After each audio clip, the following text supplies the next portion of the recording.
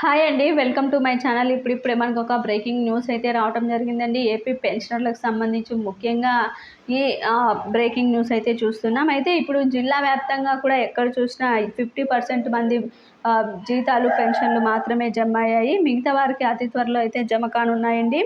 ముఖ్యంగా 3 రోజుల క్రితం 4,000 కోట్ల రూపాయలైతే రుణం రావటం జరిగింది. ఉపాధ్యాయ ఉద్యోగ పెన్షన్లకు జీతాలు కానీ జమ చేయలేదు.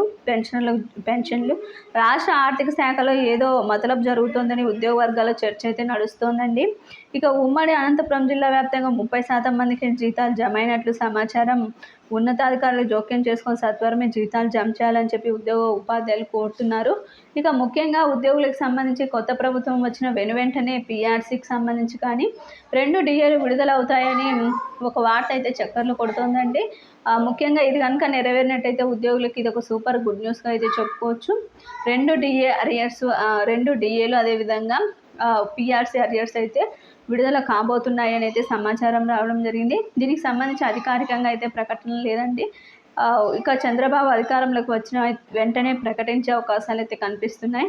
మీకు వీడియో నచ్చినట్లయితే తప్పకుండా లైక్ చేయండి, షేర్ చేయండి. Thank you for watching.